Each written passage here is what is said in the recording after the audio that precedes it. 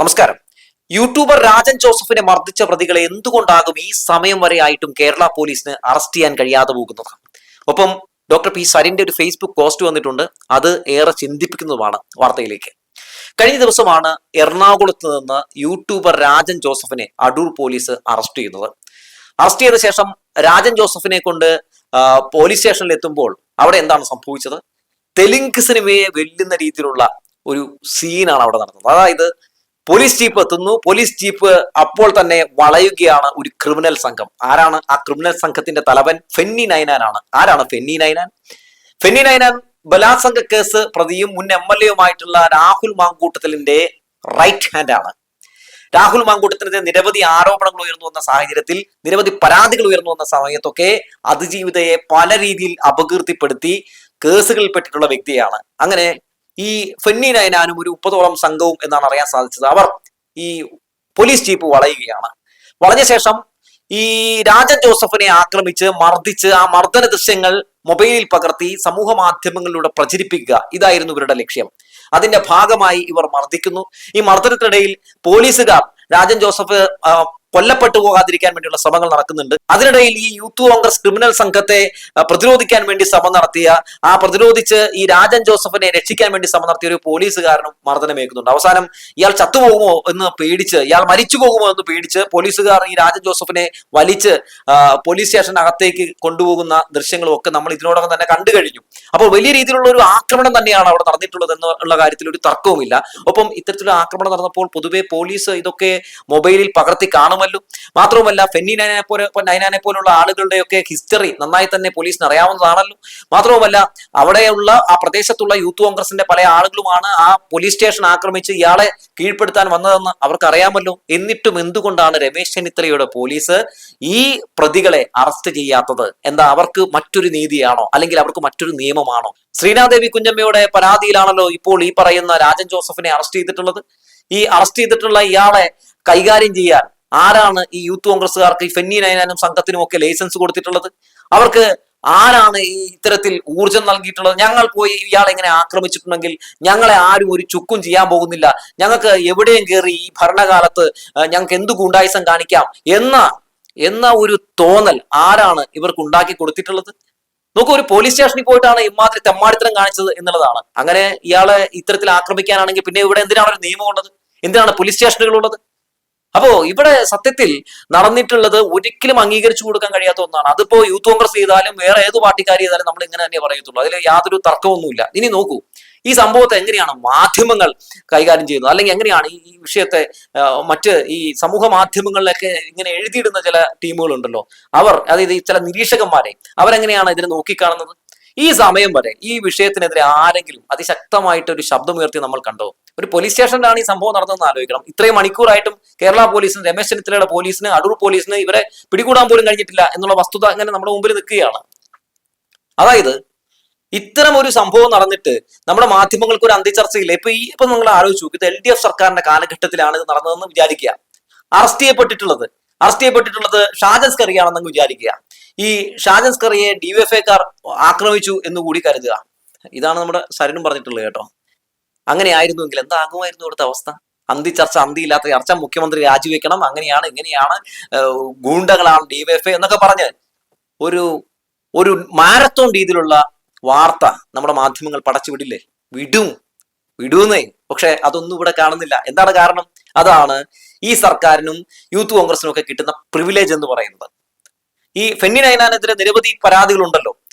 അങ്ങനെ ഒരു വ്യക്തി ഇത്തരത്തിലുള്ള ആക്രമണം നടത്തുമ്പോൾ സ്വാഭാവികമായിട്ടും വാർത്താ പ്രാധാന്യം ഏറെയാണല്ലോ. എന്നിട്ടും അയാൾക്ക് കിട്ടുന്ന ഒരു പരിഗണന നിങ്ങൾ നോക്കൂ. മാത്രമല്ല, ഞാൻ ഈ കഴിഞ്ഞ ദിവസം ഈ അറസ്റ്റുമായി ബന്ധപ്പെട്ടുകൊണ്ട് ചില കാര്യങ്ങൾ ഇങ്ങനെ കാണുകയായിരുന്നു കേട്ടോ. ഇവരുടെ ചാനലിൽ തന്നെ ഇവർ ഇതുമായി ബന്ധപ്പെട്ട് ചില വെളിപ്പെടുത്തലുകൾ നടത്തുകയാണ്. അപ്പൊ ഞാനത് നോക്കിയപ്പോൾ എനിക്ക് മനസ്സിലായത് ഇയാളെ കൊന്നുകളയുമെന്ന് വരെ ഭീഷണിപ്പെടുത്തിയിരിക്കുന്നു എന്നുള്ളതാണ് ഈ യൂത്ത് കോൺഗ്രസ്സുകാർ. അപ്പൊ അത്തരത്തിൽ വധഭീഷണി വരെ അവിടെ മുഴുക്കുന്ന സാഹചര്യം ഉണ്ടായി എന്നുള്ളതാണ്. എന്നിട്ടും പോലീസ് ഒന്നും മിണ്ടാതെ, ഒന്നും അനങ്ങാതെ നിൽക്കുന്നു എന്നുള്ളത് കാണുമ്പോൾ സത്യത്തിൽ ഇവിടെ ഇരട്ട നീതിയാണോ എന്ന് ചോദിച്ചു പോവുകയാണ്. ഇപ്പോ ഇയാളെ അറസ്റ്റ് ചെയ്യുമ്പോഴും സത്യത്തിൽ എന്തുകൊണ്ട് ഷാജൻ സ്കറിയെ അറസ്റ്റ് ചെയ്യുന്നില്ല എന്ന ചോദ്യം കൂടി ഉയർന്നു വരുന്നുണ്ട് കേട്ടോ. കാരണം നിരന്തരം സ്ത്രീകളെ ആക്ഷേപിക്കുന്ന, അധിക്ഷേപിക്കുന്ന, അവരെ വ്യക്തിഹത്യ ചെയ്യുന്ന ഒരു ടീമാണല്ലോ ഈ ഷാജൻ സ്കറിയ. അതിന്റെ പേരിൽ നിരവധി കേസുകളിൽ പ്രതിയാണല്ലോ അയാൾ. എന്തുകൊണ്ടാണ് അയാൾക്കെതിരെ ഇത്തരത്തിലുള്ള നീക്കങ്ങൾ കേരള പോലീസ് നടത്താത്തതെന്ന് പലരും ചോദിക്കുന്നുണ്ട്. നിങ്ങൾ മനസ്സിലാക്കേണ്ട ഒരു കാര്യമുണ്ട് കേട്ടോ. ഷാജൻ സ്കറിയ നമ്മുടെ മുഖ്യമന്ത്രി വി ഡി സതീശിനൊപ്പം നിൽക്കുന്ന ഫോട്ടോ എല്ലാവരും കണ്ടല്ലോ, ചർച്ച നടത്തുന്ന കാഴ്ചയൊക്കെ കണ്ടല്ലോ. നിരവധി കേസിലെ പ്രതിയാണ്. ആ പ്രതിയാണ് കേരളത്തിന് മുഖ്യമന്ത്രിക്കൊപ്പം ഇരുന്ന് ഒരു ചർച്ചയൊക്കെ നടത്തിയത്. അങ്ങനെ ഒരു വ്യക്തിയെ പിടികൂടുമെന്ന് നിങ്ങൾക്ക് തോന്നുന്നുണ്ടോ? ഈ ഭരണ കാലഘട്ടത്തിൽ ഇവർക്കൊക്കെ വലിയ രീതിയിൽ തന്നെ സംരക്ഷണം ഒരുക്കുന്ന ഒരു സർക്കാർ തന്നെയാകും ഈ 5 വർഷവും നമുക്ക് ഇവരുടെ ഭാഗത്ത് നിന്ന് കാണാൻ സാധിക്കുക എന്ന് ഉറപ്പിച്ചു പറയാൻ കഴിയും എന്നുള്ളതാണ്. ഇവരെയൊക്കെ വലിയ രീതിയിൽ തന്നെ സംരക്ഷിക്കും. എന്തുകൊണ്ടെന്ന് വെച്ചാൽ പ്രതിപക്ഷത്തായിരുന്ന സമയത്ത് വല്ലാത്ത രീതിയിൽ ഈ വി ഡി സതീശന്റെ പല രീതിയിലുള്ള ഗിമ്മിക്ക് നുണകളൊക്കെ സത്യമെന്ന പോലെ പ്രചരിപ്പിക്കാൻ വേണ്ടി മുന്നിൽ നിന്ന വ്യക്തികളാണല്ലോ ഇവർ. ഒപ്പം ഒരു സർക്കാരിന്റെ പ്രതിച്ഛായ തകർക്കാൻ വേണ്ടി നിരവധി നുണകൾ പറഞ്ഞ് പ്രചരിപ്പിച്ച ആളുകൾ കൂടിയാണല്ലോ ഇത്തരം കറിയമാർ. അതുകൊണ്ട് ഇത്തരം കറിയമാർക്കൊക്കെ ഈ കാലഘട്ടത്തിൽ വലിയ രീതിയിലുള്ള പിന്തുണ ലഭിക്കും കേട്ടോ. ഇനി ഒരു കാര്യം കൂടി പറയാം. സ്ത്രീകളെ ആരധിക്ഷേപിച്ചാലും അത് ഏത് ടീമായാലും തീർച്ചയായും കേസ് എടുക്കണം, അറസ്റ്റ് ചെയ്യണം. അതിലൊന്നും തർക്കമില്ല. അത് ഏത് പക്ഷക്കാരനാണെങ്കിലും അതിലൊന്നും ഒരു മാറ്റവും ഇല്ല എന്നുള്ളതാണ്. നോക്കൂ, ഈ ഡോക്ടർ പി സരിൻ ഇട്ടിരിക്കുന്ന ഒരു ഫേസ്ബുക്ക് പോസ്റ്റ് ഉണ്ട് കേട്ടോ. അത് ശരിക്കും നിങ്ങളൊന്ന് വായിക്കേണ്ടതാണ്. ഞാൻ ഒന്ന് വായിക്കാം. CPM നേതാവ് പി ദിവ്യയെ അപമാനിച്ച ഷാജൻ സ്കറിയയെ പിണറായി പോലീസ് അറസ്റ്റ് ചെയ്തു. അറസ്റ്റ് ചെയ്തുകൊണ്ട് പോകുന്ന ഷാജനെ പോലീസുകാർ നോക്കി നിൽക്കെ ഡിവൈഎഫ്ഐക്കാർ മർദ്ദിക്കുന്നു. മർദ്ദിച്ച ശേഷം ആ ദൃശ്യങ്ങൾ പകർത്തി ഞങ്ങളോട് കളിച്ചാൽ ഇങ്ങനെ ഇരിക്കും എന്ന് പോസ്റ്റും വീഡിയോയും വ്യാപകമായി സൈബർ ഇടങ്ങളിൽ പ്രചരിപ്പിക്കുന്നു. പി ദിവ്യ പോലീസ് സ്റ്റേഷനിൽ നേരിട്ടെത്തി മർദ്ദിച്ചവർക്ക് അഭിവാദ്യങ്ങൾ അർപ്പിക്കുകയും ചെയ്തു എന്ന് വെറുതെ ഒന്ന് സങ്കല്പിച്ചു നോക്കുക. ഇനി യഥാർത്ഥത്തിൽ സംഭവിച്ചത് നോക്കാം. പി ദിവ്യ എന്നത് ശ്രീനാദേവി കുഞ്ഞമ്മയെന്നും ഷാജൻ സ്കറി എന്നത് രാജൻ ജോസഫ് എന്നും ഡിവൈഎഫ്ഐ എന്നത് യൂത്ത് കോൺഗ്രസ് എന്നും തിരുത്തി വായിക്കുക. ബ്രേക്കിംഗ് ന്യൂസ് ഇല്ല, ഓൺലൈൻ കുത്തിത്തിരിപ്പ് വാർത്തയില്ല, അച്ചടി മാധ്യമങ്ങൾ അറിഞ്ഞിട്ടില്ല, കേരളത്തെ ഓൺലൈനായി താങ്ങി നിർത്തുന്നവരുടെ അപലപിക്കലില്ല, നിങ്ങൾ ആരും അറിഞ്ഞിട്ട് പോലുമില്ല. കേരളത്തിന്റെ മുഖ്യമന്ത്രിയും ആഭ്യന്തരമന്ത്രിയും അതിന്റെ പോലീസും ഈ പുതുയുഗത്തിൽ ഇങ്ങനെ താലോലിക്കപ്പെടും എന്നറിഞ്ഞിരിക്കുക. ഈ അറിവിൽ നിന്നാണ് നമ്മുടെ പൊതുസമൂഹത്തിന് നമുക്കിനി തിരിച്ചറിവ് പകരാനുള്ളത് എന്നാണ് പറയുന്നത്. നോക്കുന്നത് വേറൊരു കാര്യം കൂടിയുണ്ട് കേട്ടോ. അപ്പൊ പോലീസ് ഈ പറയുന്ന രാജൻ ജോസഫിനെ അറസ്റ്റ് ചെയ്തു. പൊതുവെ അയാൾ ചെയ്തിട്ടുള്ള വാർത്തകളൊക്കെ ഒരു ഇടതുപക്ഷ സ്വഭാവമുള്ള വാർത്തകളാണെന്നാണ് എനിക്ക് കണ്ടിട്ട് തോന്നിയത് കേട്ടോ. അതുകൊണ്ടാകാം ഇയാളെ മാധ്യമങ്ങൾ യൂട്യൂബർ ആക്കിയത്. ഇനി ഇയാൾ ഈ സർക്കാരിന് കൂടെ പിടിച്ച് നടക്കുന്ന, അല്ലെങ്കിൽ കഴിഞ്ഞ കാലഘട്ടങ്ങളിലൊക്കെ പ്രതിപക്ഷത്തിന് കൂടെ പിടിച്ചു നടന്ന ഒരാളായിരുന്നുവെങ്കിൽ എന്താകുമായിരുന്നു വാർത്ത? മാധ്യമപ്രവർത്തകൻ രാജൻ ജോസഫിനെ അറസ്റ്റ് ചെയ്തു. അങ്ങനെ വരണമെങ്കിൽ കേരളം ഭരിക്കുന്നത് LDF സർക്കാർ ആയിരിക്കണം. എന്നാൽ മാത്രം നമ്മുടെ മാധ്യമങ്ങൾ അങ്ങനെ പറയുള്ളൂ. LDF സർക്കാർ ഭരിക്കുമ്പോൾ ഏത് കേസിൽ ഏത് യൂട്യൂബറിനെ പിടിച്ചാലും അവരൊക്കെ പെട്ടെന്ന് മാധ്യമ പ്രവർത്തകരായിട്ട് മാറും. നോക്കൂ, ഷാജൻ സ്കറി ഒരു യൂട്യൂബറാണ്. അയാളെ അറസ്റ്റ് ചെയ്യുമ്പോൾ അയാൾ പെട്ടെന്ന് മാധ്യമ പ്രവർത്തകനായിട്ട് മാറുകയാണ്, അല്ലെ? മാധ്യമ പ്രവർത്തകൻ ഷാജൻ സ്കറിയെ അറസ്റ്റ് ചെയ്തു എന്ന് ചില മാധ്യമങ്ങൾ കൊടുക്കുകയാണ്. പക്ഷെ റിപ്പോർട്ട് പോലുള്ള പല മാധ്യമങ്ങൾ അയാൾ യൂട്യൂബറാണ് എന്ന് പറയാൻ അവർ ഒരു മടിയും കാണിക്കുന്നില്ല എന്നുള്ളതാണ്. നോക്കൂ, ഇവിടെ പല രീതിയിലുള്ള ഇരട്ടത്താപ്പുകൾ നമ്മൾ കാണുകയാണ്. ഒരു സർക്കാർ ഒരു വിഷയത്തിൽ എടുക്കുന്ന 2 രീതിയിലുള്ള ഇരട്ടത്താപ്പുകൾ കാണുകയാണ്. പി ദിവ്യ നിരവധി കേസുകൾ ഷാജൻ സ്കറിക്കെതിരെ കൊടുത്തിട്ടുണ്ടല്ലോ. എന്തുകൊണ്ടാണ് ഷാജൻ അറസ്റ്റ് ചെയ്യുന്നത്?